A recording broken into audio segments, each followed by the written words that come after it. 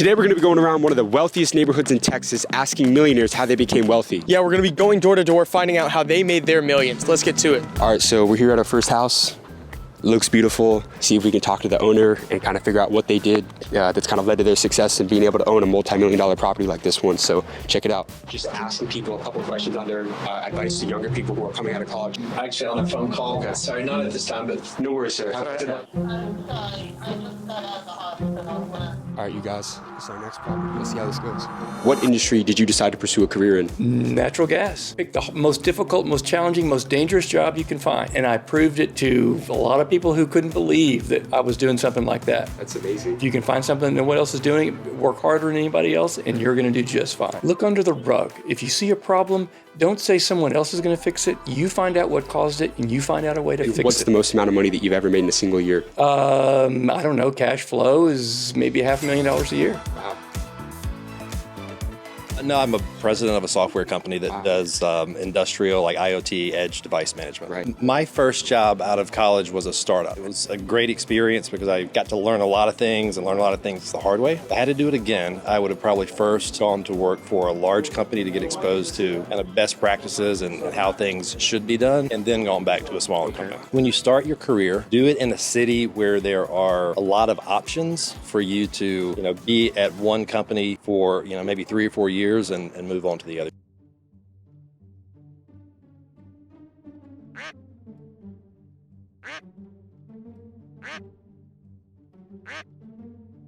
I think I'll pass on That's it. all right. All right, we have been dealing with a decent amount of rejection so far, but vibes are still high. We're still sure that we're gonna get some good interviews. You just keep knocking. We're going one by one. Doesn't matter how many no's we're going to get. You just got to get to that next yes. We're back out here for day 2. Last time didn't go as planned. Got a lot more rejections than people that were willing to do the interview. So we're back out here trying to ask people, how to run up a bag and get wealthy in today's world. I mean, it's tough, man. I don't know how many more doors we could knock on, getting no's and the doors slammed on our face. But, we're just trying to get these answers for you guys. So hopefully we have a better day today. Stay tuned. So I played professional basketball for 10 years, and now I'm involved in a sports ownership group that owns teams around the world. As an entrepreneur, what is your best piece of advice to someone wanting to start a business going into 2023? What I would say to anyone, and what I tell my kids, and what I would tell my younger self is, don't work for anyone. Find a way to find something you're passionate about. If you're going to spend your time on something, spend your time growing something that's truly yours. And I understand that that's difficult when you're young, but whatever you have to do, put in a few years, save as much money as you can, and then spend your time really putting the time in to build something that you can own as opposed to being an employee for someone else. Beautiful interview right there. Probably my favorite one so far. He owns a professional basketball team in New Zealand, serial entrepreneur, professional basketball player. Check out this court right here in his backyard, man. It don't get any better than that. That's great. Yeah, I had a group of 350 radio stations. Wow. What was the name of it? Capstar Broadcasting. Wow. I bought my first station when I was 29 years old. So. Wow. What was the most amount of money that you've ever made in a single year? Selling the company, I made probably $50 million, something like that. So wow. That's good. That's incredible. Good year, yeah. That's incredible. What advice would you tell someone wanting to start a business in 2023? I think it's really about people you're connected to, learning how to communicate and build a great team of people, trusting them and having a good business plan and going for it. And what do you look for in, various either employees or business partners that tells you, hey, this is someone I want to work with? Actually, I look for somebody who's had some failure. You learn more about the character of a person once they've fallen on their face and gotten back up and seeing what kind of business person they really are. How's today been so far? Not too bad. It's been a little slow. It's kind of funny. One of the first houses we went up to, a lady had came out, and after we gave her our pitch to do an interview, she kind of goes, it's kind of weird what you guys are doing. And to be honest, it is a little insane that we're just going door to door in some of these really nice neighborhoods. People are probably really caught off guard. They've probably never seen or kind of experienced something like it before. So it does make sense. But yeah, just been trying to drive around, scout out these homes. I mean, we've been hitting every little pocket in Austin that's just got these nice homes. And Austin's got plenty of them. We just got to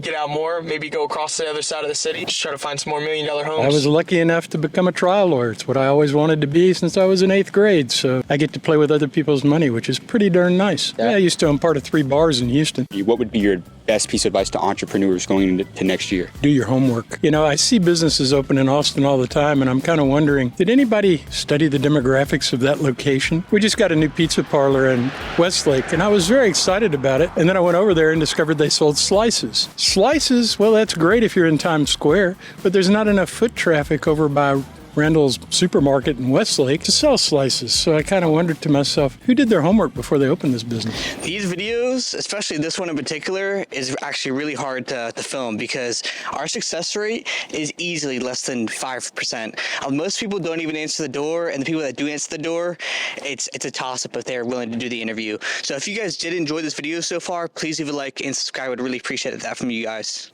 Did you ever own a company at any point in time? Yes, I was CEO and founder of 2 technical companies. MRI Systems, it was acquired by Intel, and one is called MyVest. It's in San Francisco. It was acquired by TIAA. What's your best piece of advice to someone wanting to start a business going into this next year? Learn a marketable skill and master it. What do you typically look for in a company that tells you, hey, I want to invest in this company, and when do you know when it's a good time to buy?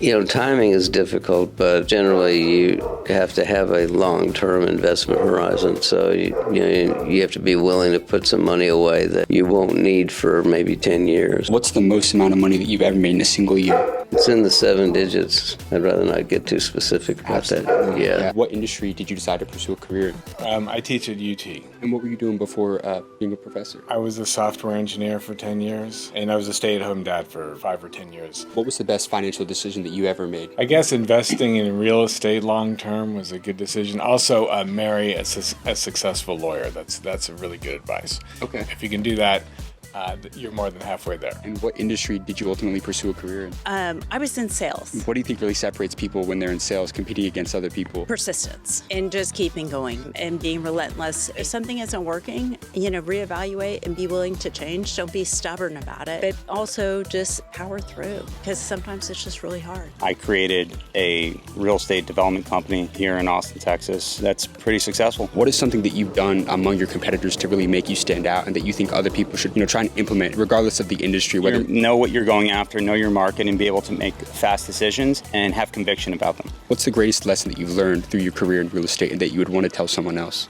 There's just opportunity in all the different areas within real estate. If you want to cut lawn, you could be successful there. If you want to, buy and sell properties, buy land, there's so many opportunities. It's just finding what you know and what you want to do and just doing it and working fast, having conviction, keeping a good name and good reputation, and, treat your investors properly. How can someone start their path to becoming wealthy in 2023? So going back to when I was younger, and I can just go from personal experience, you can always find a way to put money aside. And the way that I was able to break off, and frankly, when we started the brokerage career, I started, on my own with a partner, but the two of us were really young. And I had enough savings that I was able to make that commitment. Without that savings, I would have never been able to have that choice. I feel like a lot of people going out to eat or going on vacations, and I know that's part of life, but without financial stability, you lose optionality. Thank you guys so much for tuning in to today's video, and stay tuned for tons of amazing content on the way. We spent the last few days asking multi-millionaires their advice on how they became rich and how you can become successful in today's world.